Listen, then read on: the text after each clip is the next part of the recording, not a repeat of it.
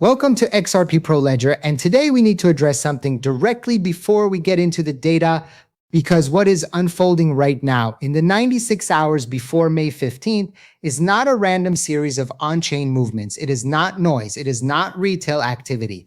What we are watching in real time is a calculated, coordinated institutional front run, the kind that happens before a structural repricing event that the public will only understand after the fact. A dormant wallet from 2017 just moved 100 million XRP. The Bitwise ETF absorbed $14.20 million in a single closing session, and 41 million additional tokens vanished from centralized exchanges in less than 20 hours.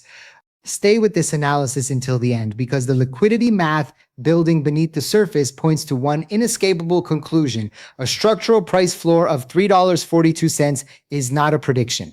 It is arithmetic. Let us start where most retail investors are right now, watching the price, feeling the silence, and interpreting that silence as weakness. That instinct is understandable. Markets that trade sideways for extended periods feel like markets that have forgotten about you. The chart is flat, the headlines feel recycled, and the psychological pressure to either act or abandon builds with every passing day. But here's what institutional capital understands and what retail capital consistently underestimates. Quiet markets are not dead markets. Quiet markets are accumulation markets. They are the period where the largest players in the world build their positions at the lowest possible cost before the supply compression makes that accumulation structurally impossible. What feels like boredom to a retail holder is, in reality, the most expensive phase of an institutional acquisition cycle. The data supports this directly. Since April 29th alone, 94 million XRP has been removed from circulating exchange supply. Not sold into the market, removed, fragmented, locked. That 100 million XRP whale from 2017, a wallet that sat dormant for nearly 9 years, did not wake up to liquidate. It woke up to fragment its holdings into 25 million token blocks and move them into Tier 1 bank custody for long-term institutional collateralization. That is not the behavior of a seller.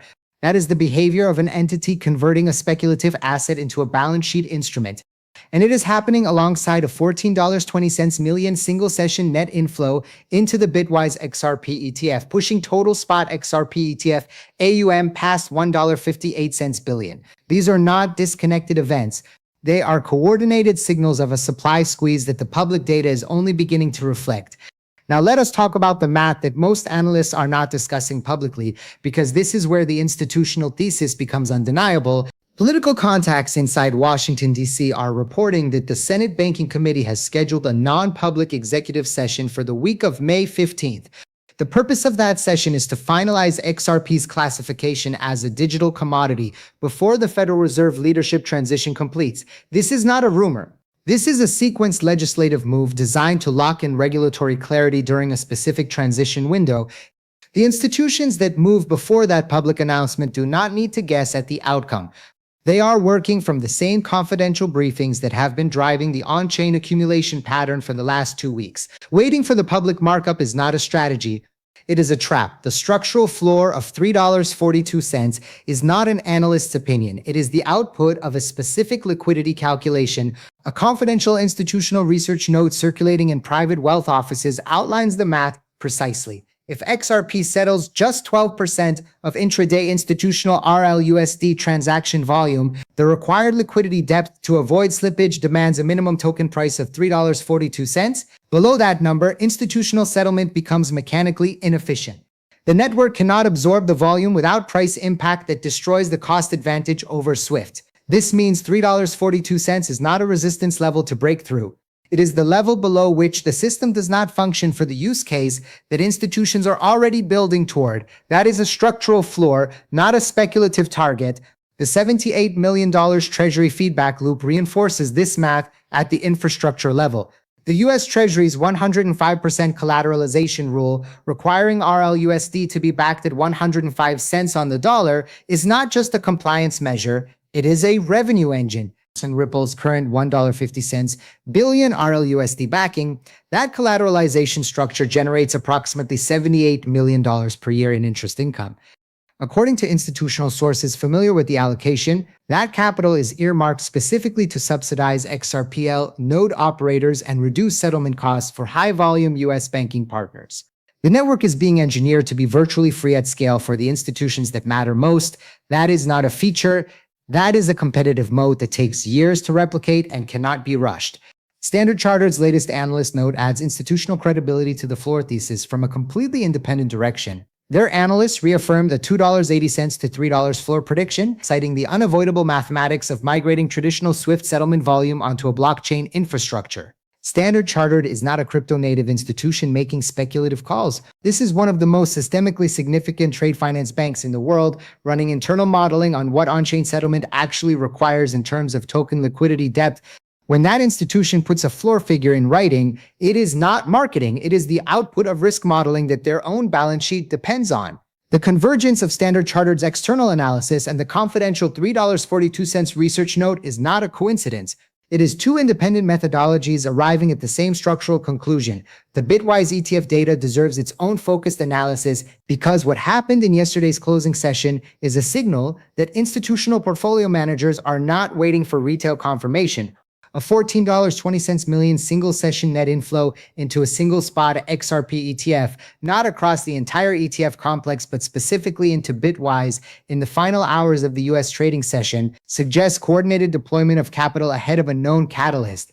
Institutional fund managers do not move $14 million into a single-session position on a whim. That capital deployment is the product of committee decisions, risk sign-offs, and conviction that was built weeks in advance. The total spot XRP ETF AUM now sits at $1.58 billion. That number will look very different on May 16th after the Senate session that the public does not yet know is happening. The on-chain supply compression, when modeled against the current ETF absorption rate, produces a timeline that retail investors are not accounting for. In the last 20 hours alone, 41.2 million XRP was removed from centralized exchange order books.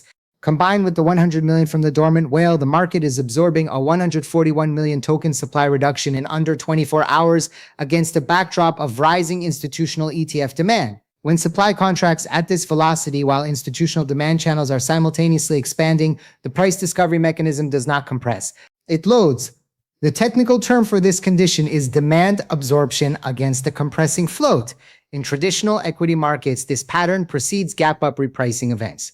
In a 24-hour crypto market with thinner order books, the repricing tends to be faster and more vertical. Now, beyond the regulatory and liquidity thesis, the XRPL ecosystem is delivering the technical infrastructure that makes the institutional use case permanent rather than transient.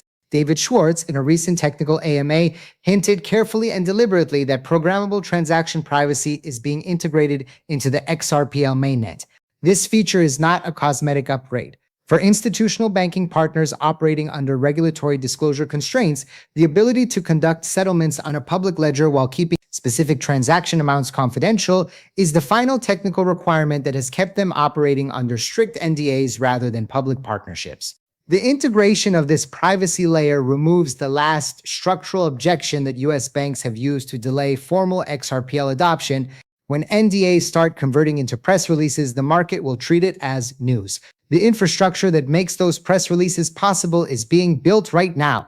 The confirmation of that institutional readiness is visible in a single data point that most analysts overlook this week. The new Institutional XRP/RLUSD liquidity pool, a product designed specifically for private wealth offices and bank treasury desks, surpassed $60 million in total value locked within 24 hours of launch. That capital did not come from retail participants. The minimum deposit thresholds and the KYC requirements for that specific pool are structured for institutional access only.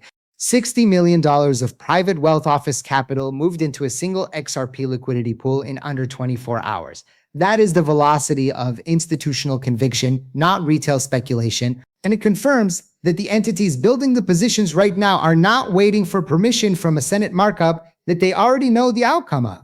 The picture that emerges from all of this data, taken together, is not complicated. The Senate session is set for May 15th. The supply is being locked into Tier 1 custody at an accelerating rate. The Treasury collateralization engine is generating $78 million annually to subsidize the very network that banks will depend on for settlement. Standard Chartered has put a structural floor in writing. The confidential liquidity math demands $3.42 as the minimum functional price, and the XRPL is completing the final technical feature, programmable privacy, that removes the last institutional barrier to public adoption. The retail investor who is waiting for the May 15th announcement to confirm what the data already shows will be buying into a market where the supply has already been removed. The only question that remains is not whether the repricing happens, it is whether you are positioned before the session that was never announced publicly or after it. If this analysis changed how you're thinking about XRP, hit like and subscribe. I drop deep dive breakdowns like this twice a day to keep you ahead of the market.